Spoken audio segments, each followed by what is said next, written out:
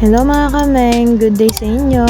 So for today's vlog, i-share ko sa inyo ang pag-change oil ko using Shell Long Ride. So once ko lang siyang nasubukan, hinanap-hanap ko na siya sa motor ko kasi napaka-smooth niya talaga, napakaganda at walang gaspang sa andar ng motor ko. So, yun mga kameng, nabili ko nga pala tong Shell Long Ride sa may Shell mismo. So, ginamit ko yung apps ko po, pinakita ko sa kanila, then sabi nila meron daw akong 10% discount pag nag-avail ako. So, mas nakamura ako at masusure ko talaga na legit yung nakuha kong Shell.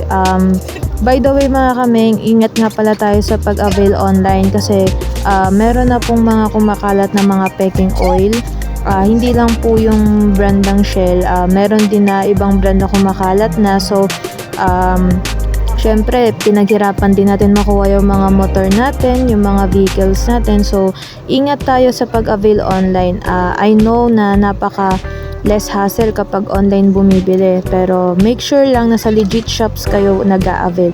So yun mga kameng, stay put lang kayo dyan. I-share ko sa inyo yung pag-change oil ko, kung paano nga ba ako nag-change oil. Thank you mga kameng.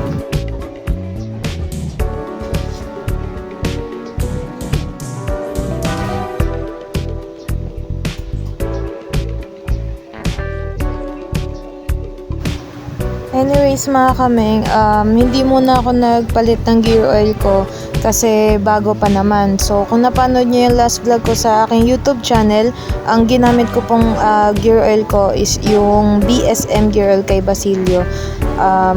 Nagpalit lang talaga ako ng engine oil ko kasi naka 1.5 km odo na rin ako. And okay naman yung pinalit na engine oil, hindi ko lang masyado nagustuhan yung performance. So bumalik ulit ako sa Shell Long Ride.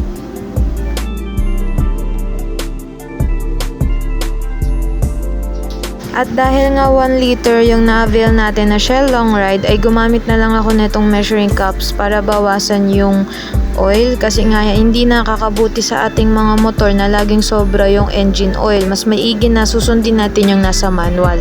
So yun, the moment of truth.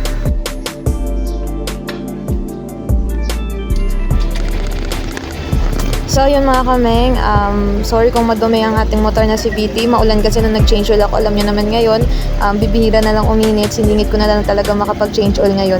Maraming salamat sa mga nanood at don't forget to subscribe on my YouTube channel and other Sockmed kasi doon ako nag-update ng mga new vlogs ko. At sana mga kameng, kung napanood mo tong vlog na to, makapag-rides tayo para ma-meet ko din yung ibang nanonood din sa akin at sumusuporta. At susuportahan ko rin kayo kung sakaling vlogger din kayo. Maraming salamat mga kameng.